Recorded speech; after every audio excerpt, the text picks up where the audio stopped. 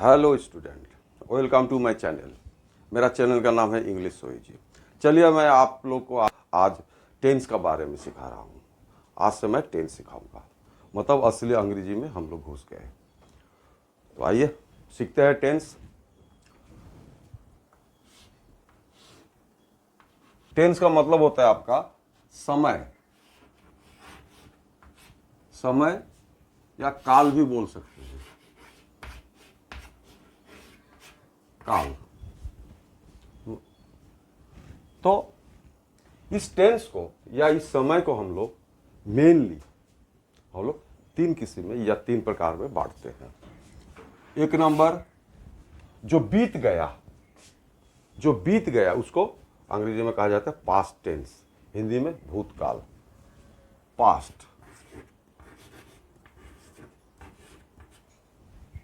जो अभी मतलब हो रहा है उसको कहा जाता है वर्तमान काल, मतलब प्रेजेंट टेंस।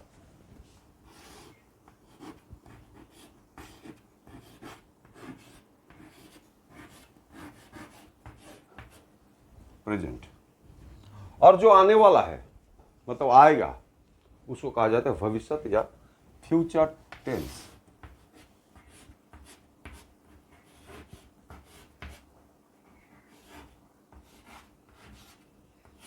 तो आपका past tense, present tense, future tense. अभी ये जो तीन टेंस आप लोग देख रहे हैं, इसका ये आपका मेन टेंस हुआ और इसका आपका चार हिस्सा करके है, टोटल 12 टेंस हुआ। जैसा आपका प्रेजेंट, तो आपका present continuous tense, present perfect tense, present perfect continuous tense और प्रेजेंट इंडेफिनिट टेंस। अब आया पास्ट, तो पास्ट आपका continuous tense, past perfect tense, past perfect continuous tense और पास्ट इंडेफिनिट टेंस। तो ये हुआ आपका पास्ट गया। अब आया फ्यूचर, मतलब भविष्य। तो भविष्य के बारे में जैसा future continuous tense, future perfect tense, future perfect continuous tense, future indefinite tense. तो ये आपका 12 टेंस हुआ। चलिए आज हम लोग सीखने जा रहे हैं प्रेजेंट कॉन्टिन्यूअस टेंस।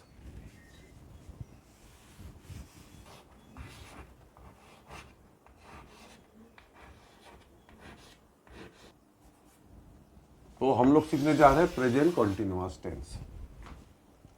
तो आज हम लोग सीखने जा रहे हैं प्रेजेंट कॉन्टिन्यूअस टेंस। अभी देखिए,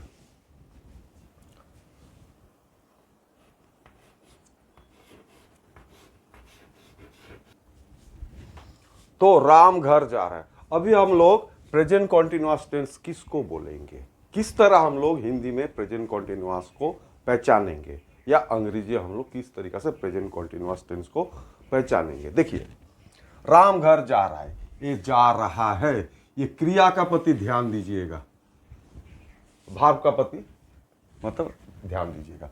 हम लोग बॉल खेल रहे हैं, तो खेल रहे हैं। तुम मुझे बुला रहे हो। मैं किताब पढ़ रहा हूं। तो यदि आपका हिंदी में जा रहा है, खा रहा है, देख रहा है, पढ़ रहा है, जा रहे हो, खा रहे हो, देख रहे हो, पढ़ रहे हो, मतलब आपका जा रहा हूं, खेल रहा हूं, देख रहा हूं, पढ़ रहा हूं, यदि ऐसा होता है तो समझ जाइएगा ये हुआ present continuous tense.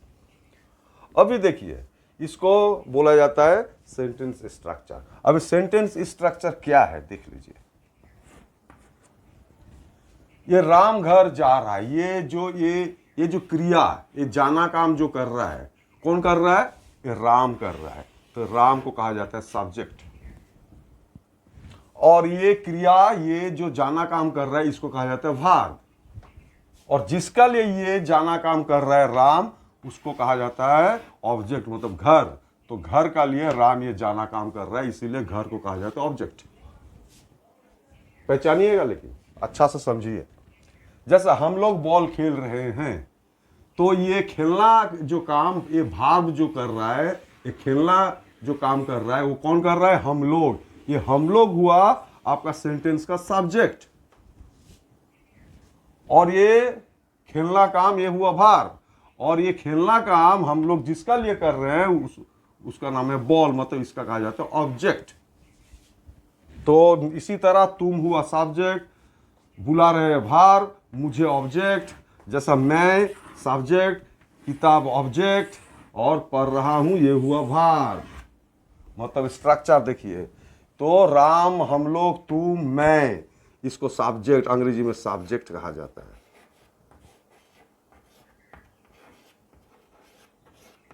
Subject plus ये बीच वाला, जैसा घर, बॉल, मुझे, किताब, ये सबको कहा जाता है ऑब्जेक्ट। और ये सब जा रहा है, खेल रहा है, बुला रहे हो, पढ़ रहा हूं, ये सबको कहा जाता है वर्ब।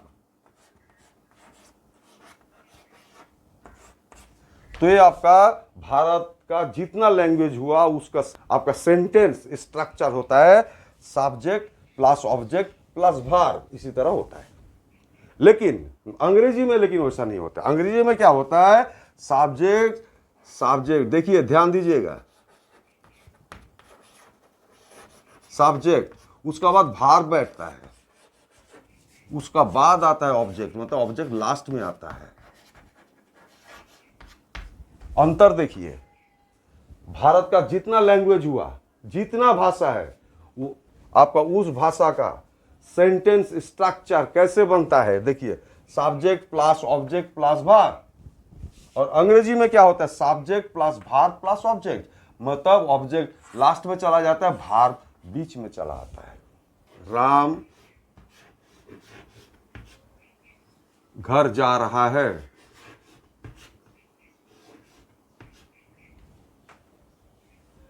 तो राम घर जा रहा है।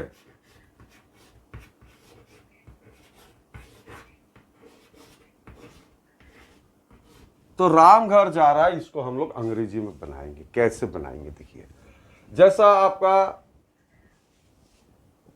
गणित में बोलिए एक सूत्र दिया हुआ रहता है, उसी तरह मैं आपको एक सूत्र दूंगा जिसको कहा जाता है वर्ब पैटर्न। VP नंबर 1 मतलब वर्ब पैटर्न 1। पहले मतलब अंग्रेजी में पहले सब्जेक्ट बैठाइएगा,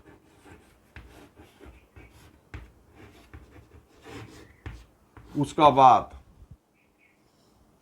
ये आपका प्रेजेंट कॉन्टिन्यूअस टेंस का VP। ये सब्जेक्ट यदि अकेला होता है, मतलब अकेला अकेला अकेला, मतलब एक से लेकिन ज्यादा नहीं, दो निकिल होना नहीं चाहिए, एक ही होना चाहिए। तो सब्जेक्ट यदि अकेला होता है तो सब्जेक्ट के साथ में आपका प्रेजेंट कॉन्टिन्यूअस टेंस में सब्जेक्ट अकेला होने से इज बैठता है, इसीलिए मैं दिया 1, मतलब सब्जेक्ट अकेला मतलब सिंगल होने से आपका इज बैठेगा। यही सब्जेक्ट यदि एक से ज्यादा हो जाता है, एक से ज्यादा हो तो दो से लेके आपका 10 हो सकता है, 100 भी हो सकता है, आपका 1000 हो सकता है, लाख हो सकता है, करोड़ हो सकता है, करोड़ करोड़ भी हो सकता है, लेकिन एक से ज्यादा होना चाहिए। तो एक से ज्यादा होने से बैठता है आर। और यू यदि आपका सब्जेक्ट होता है तो बैठता है आर। तो आपका सब्जेक्ट एक से ज्यादा होने से मतलब 2 और यू होने से बैठता है आर। उसका बाद यही सब्जेक्ट यदि आई होता है, आई मतलब मैं, तो इसका साथ में बैठता है एम।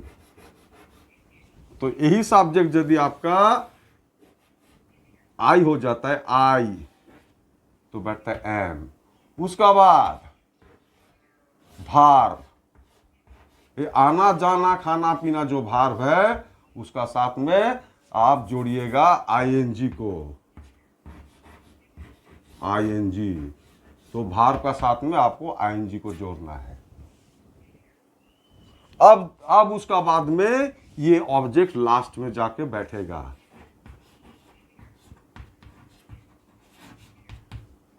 तो समझ गए, तो सब्जेक्ट कब आपका प्रेजेंट कॉन्टिन्यूअस टेंस में, प्रेजेंट कॉन्टिन्यूअस टेंस में सब्जेक्ट अकेला होने से इज होता है, सब्जेक्ट एक से ज्यादा होने से यू होने से आर होता है। यही सब्जेक्ट यदि आई होता है तो एम आपका होता है। उसके बाद भार्ब होगा, भार्ब का साथ में आईएनजी को जोड़िएगा, उसका बाद बैठेगा ऑब्जेक्ट। तो ये हुआ VP नंबर 1 मतलब भार्ब पैटर्न 1। और इसको हम लोग मतलब एफर्मेटिव सेंटेंस भी बोल सकते हैं, हिंदी में होगा आपका हाँ वाचक वाक्य। तो आइए हम लोग अभी शुरू करते हैं VP, किस तरीका से हिंदी सेंटेंस को हम लोग अंग्रेजी बनाएंगे। पहले मैं VP दे देता हूं। VP नंबर 1, पहले सब्जेक्ट,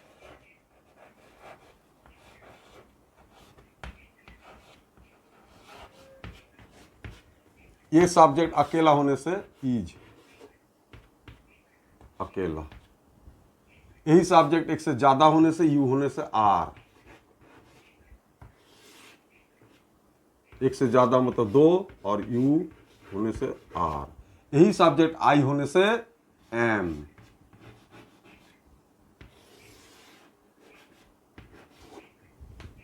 उसका बाद भार्ब,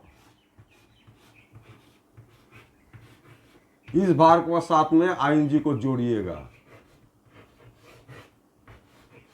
उसका बाद में बैठेगा ऑब्जेक्ट। VP को और एक बार देख लीजिए। सब्जेक्ट, सब्जेक्ट अकेला होने से इज, सब्जेक्ट एक से ज्यादा होने से, यू होने से आर, सब्जेक्ट आई होने से एम, उसका बाद भार्ब, भार्ब का साथ में आईएनजी को जोड़िएगा और उसका बाद जाके आपका ऑब्जेक्ट बैठेगा। तो देखिए एक एक चीज करके दिखाता हूं। 1 नंबर,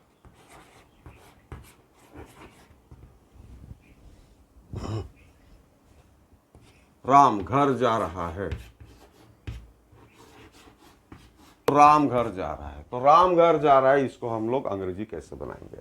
सूत्र का अनुसार पहले सब्जेक्ट बैठाना पड़ेगा। तो सब्जेक्ट हुआ राम, तो लिखा राम। अभी ये राम आपका अकेला है तो इसीलिए बैठ गया इज। अभी उसका बाद बोला भार्ब, भार्ब हुआ जाना, मतलब जा रहा है, मतलब क्या बोलेंगे, जाना। तो जाना अंग्रेजी होता है गो। गो का साथ में क्या कीजिएगा, आईएनजी को जोड़िएगा। जोड़ दिया मैं आईएनजी को, गोइंग, किधर ना घर, तो घर का और इसीलिए टू हुआ, टू हाउस। तो राम घर जा रहा है, Ram is going to house, मतलब राम घर जा रहा है। समझ गए? 2 नंबर,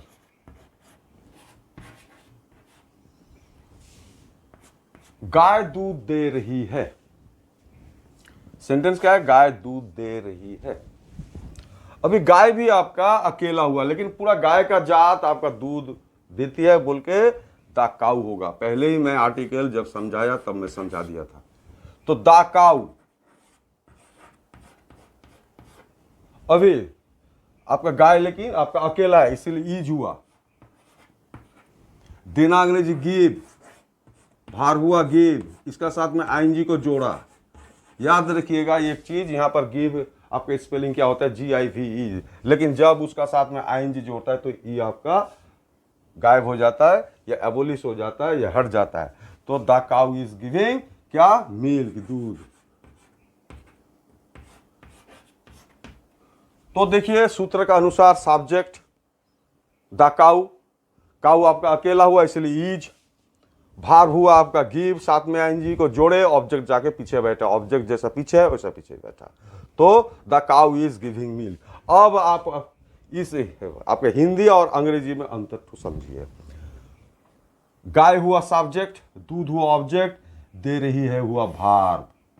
लेकिन अंग्रेजी में क्या हुआ? अंग्रेजी में पहले सब्जेक्ट बैठा, उसका बाद भार आया, ये हुआ इज गिविंग, मतलब भार का इलाका, ऑब्जेक्ट जाके पीछे बैठा। तो इसका मतलब ये हुआ सब्जेक्ट प्लस भार प्लस ऑब्जेक्ट। ये हुआ आपका अंग्रेजी का सेंटेंस का स्ट्रक्चर, और हिंदी का सब्जेक्ट ऑब्जेक्ट प्लस भार, ये हुआ हिंदी का स्ट्रक्चर। तो ये आप समझिएगा, यदि आप मतलब ऐसा कीजिएगा, हिंदी जैसा कीजिएगा, जैसा the cow milk is giving गलत हो जाएगा, तो उसी तरह यदि आप हिंदी में गाय दे रही है दूध ऐसा कीजिएगा तो हिंदी भी आपका गलत हो जाएगा। तो समझ गए?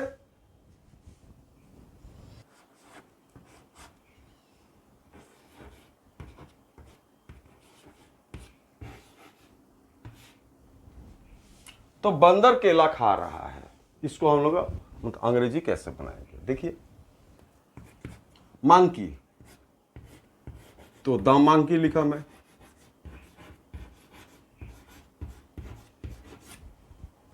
मांकी आपका अकेला है तो ईज हुआ। खाना खाना अंग्रेजी भार हुआ ईट, साथ में आएंगी ईटिंग।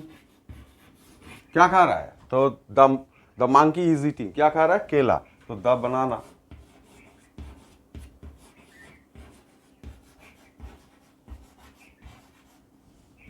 तो समझ गए, the मांकी is eating the banana, मतलब बंदर केला खा रहा है। तो सब्जेक्ट अकेला होने से क्या बैठता है? इज बैठता है। कब? ना आपका प्रेजेंट कॉन्टिन्यूअस टेंस में। अब देखिए,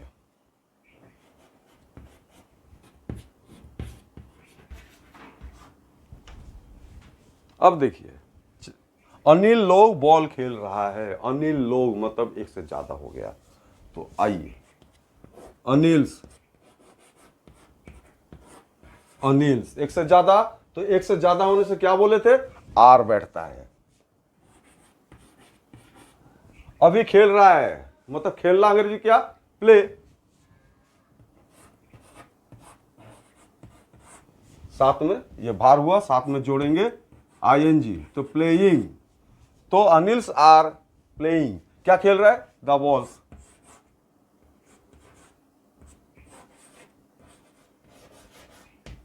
तो अनिल्स आर प्लेइंग द बॉल, मतलब अनिल लोग बॉल खेल रहा है। याद रखिएगा, खेल का यदि कोई नाम होता है, जैसा क्रिकेट हुआ, फुटबॉल हुआ, बास्केटबॉल हुआ, आपका हॉकी हुआ, या आपका कबड्डी हुआ, या राग्बी हुआ, या पोलो हुआ, लेकिन ये खेल का जो नाम होता है उसका पहले लेकिन दी नहीं बैठाइएगा। तो आप अनिल लोग बॉल खेल रहा है, मतलब Anils are playing the ball. समझ गए?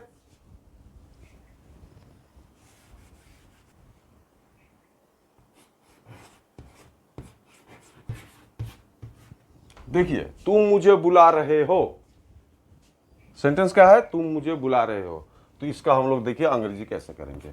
तुम अंग्रेजी यू, तो यू आपका यू होने से भी आर बैठता है। तो सब्जेक्ट में आपका अकेला होने से ईज बैठता है। सब्जेक्ट एक से ज्यादा होने से मतलब 2 से लेके 100 तक, 1000 तक, लाख तक हो सकता है। तो एक से ज्यादा का मतलब हुआ 2, और यू होने से आर बैठता है, तो यू है इसीलिए आर बैठा है, यू आर। अभी भार हुआ बुला रहा है, मतलब बुलाना। बुलाना अंग्रेजी कॉल, साथ में आएंगी कॉलिंग। तो यू आर कॉलिंग, तुम बुला रहे हो किसे? ना मुझे, मी। तो ऑब्जेक्ट आपका मी लास्ट में बैठा, तो यू आर कॉलिंग मी मतलब तुम मुझे बुला रहे हो। तो समझ गए? बहुत आसान।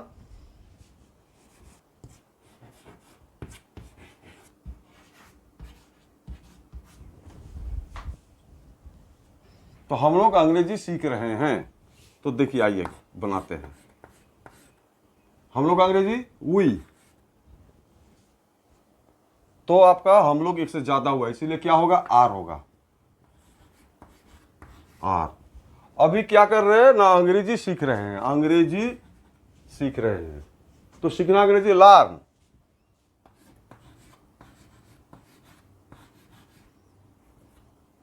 साथ में आईएनजी को जोड़ा, लर्निंग। तो वी आर लर्निंग, हम लोग क्या मतलब हम लोग सीख रहे हैं। तो हम लोग क्या सीख रहे हैं? इंग्लिश। तो ऑब्जेक्ट आपका लास्ट में हुआ, तो वी आर लर्निंग इंग्लिश, हम लोग अंग्रेजी सीख रहे हैं। तो समझ गए? तो सब्जेक्ट आपका अकेला होने से ईज होता है, सब्जेक्ट एक से ज्यादा होने से, सब्जेक्ट यू होने से आपका आर होता है।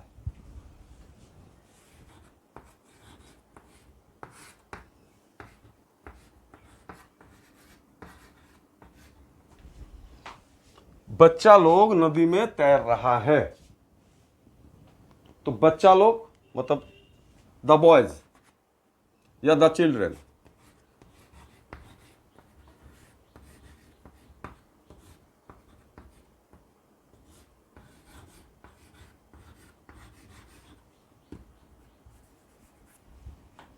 तो द चिल्ड्रेन एक से ज्यादा हुआ इसीलिए आर।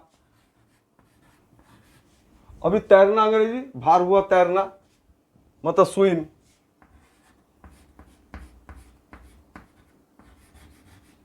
साथ में आईएनजी को जोड़िए तो स्विमिंग, तो the children are swimming in the river, नदी में, इन द रिवर। तो देख लीजिए बच्चा लोग नदी में तैर रहा है, the children are swimming in the river. तो इसी तरह आपका सेंटेंस बनाइएगा तो आपका गलत नहीं होगा, एकदम एक्यूरेट होगा, शुद्ध होगा।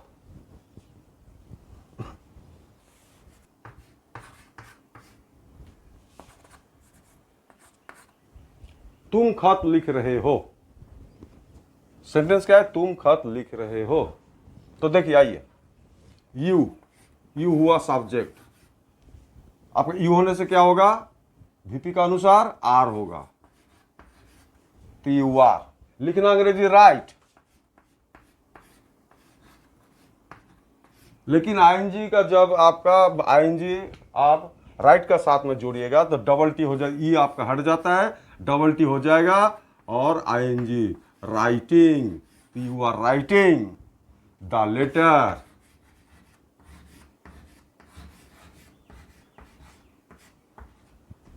तो तुम खत लिख रहे हो, you are writing the letter. You हुआ सब्जेक्ट, आपका यू आपका यू है बोल के आर हुआ, यू होने से आर हुआ, भार का साथ में आईएनजी हुआ, ऑब्जेक्ट हुआ द लेटर। तो सब्जेक्ट प्लस भार प्लस ऑब्जेक्ट, तो सब्जेक्ट यू होने से आर होता है, भार का साथ में आईएनजी को जोड़िए, उसका बाद नियम के अनुसार ऑब्जेक्ट लास्ट में बैठाइए, तो आपका हो गया you are writing the letter, मतलब तुम खत लिख रहे हो। समझ गए?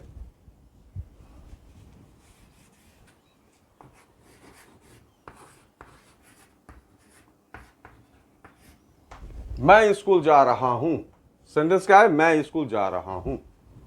तो सब्जेक्ट हुआ आई, तो आई होने से क्या होता है? नियम के अनुसार, वीपी का अनुसार, सब्जेक्ट आई होने से एम होता है। क्या होता है? एम।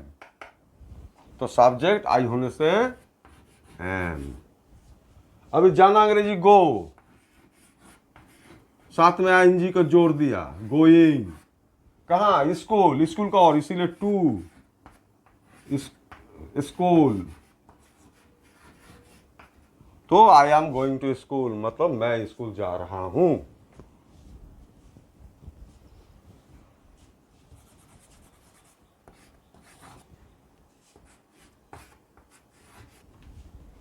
तो मैं चित्र बना रहा हूं।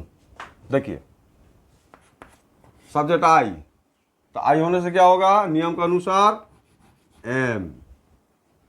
उसके बाद आंकना, चित्र बनाना मतलब आंकना, ड्रॉ, साथ में आईएनजी, भाग को जोड़ दिया, तो आई एम ड्रॉइंग, क्या बना रहा हूं? चित्र, द पिक्चर।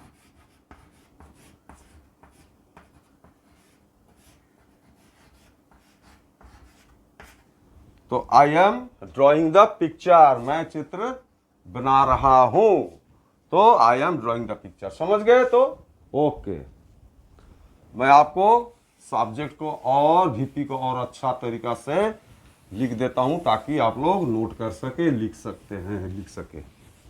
चलिए मैं आप लोग को और एक बार ठीक से एकदम समझा देता हूं। तो आज हम लोग जो सीखे उसका नाम है present continuous tense. Present continuous tense को हम लोग हिंदी में पहचानेंगे कैसे? जैसा पी रहा है, खेल रहा है, बुला रहे हो, पढ़ रहा हूँ, तो जा रहा है, खा रहा है, पी रहा है, जा रहे हो, खा रहे हो, पी रहे हो, सुन रहा हूँ, पढ़ रहा हूँ, देख रहा हूँ। यदि आपका हिंदी में क्रिया का रूप यदि ऐसा हो तो समझ लीजिएगा वो है आपका प्रेजेंट कॉन्टिन्यूअस टेंस। अभी प्रेजेंट कॉन्टिन्यूअस टेंस का वीपी नंबर 1 मतलब भार पैटर्न 1। पहले सब्जेक्ट, ये सब्जेक्ट यदि अकेला होता है, अकेला मतलब सिंगल, तो ईज बैठेगा। क्या बैठेगा? ईज बैठेगा, याद रखिएगा। मतलब अकेला मतलब 1। यही सब्जेक्ट यदि एक से ज्यादा होता है, एक से ज्यादा मतलब 2 से लेके आपका 10 हो सकता है, 50 हो सकता है, 100 हो सकता है, 1000 हो सकता है, लाख हो सकता है, करोड़ हो सकता है, लेकिन एक से आपका ज्यादा होना चाहिए। और यदि यही सब्जेक्ट आपका यू मतलब तुम यदि होता है तो आर बैठेगा। एक से ज्यादा मतलब दो और यू तो आर बैठेगा। और यही सब्जेक्ट यदि मैं मतलब आई यदि होता है तो बैठेगा आपका एम, आई होने से एम बैठेगा, याद रखिएगा। उसका बाद में भार, भार का साथ में आईएनजी को जोड़िएगा और उसका बाद ऑब्जेक्ट लास्ट में जाकर बैठेगा। देखिए पिताजी चाय पी रहा है, सब्जेक्ट हुआ पिताजी मतलब फादर, फादर अकेला है, पिताजी अकेला इसलिए ईज हुआ। उसका बाद भार ड्रिंक, साथ में आएंगे ड्रिंकिंग, ऑब्जेक्ट टी, तो फादर इज ड्रिंकिंग टी मतलब पिताजी चाय पी रहा है।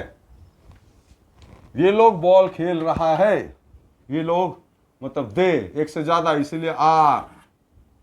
भार हुआ प्ले, साथ में आईएनजी को जोड़ दिए प्लेइंग तो they are playing the ball.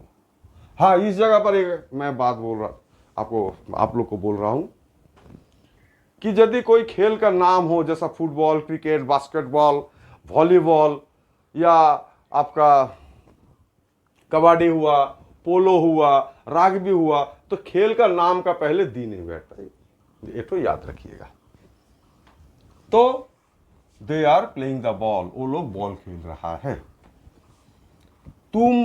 तुम मुझे बुला रहे हो, तो तुम मतलब यू आपका होने से भी, यू होने से भी आर बैठता है तो आर बैठा। बुलाना अंग्रेजी भार हुआ कॉल, साथ में कॉलिंग मी तो यू आर कॉलिंग मी मतलब तुम मुझे बुला रहे हो। तो मैं किताब पढ़ रहा हूं, मैं अंग्रेजी आई होने से आपका क्या होगा एम होगा, कब ना प्रेजेंट कॉन्टिन्यूअस टेंस में।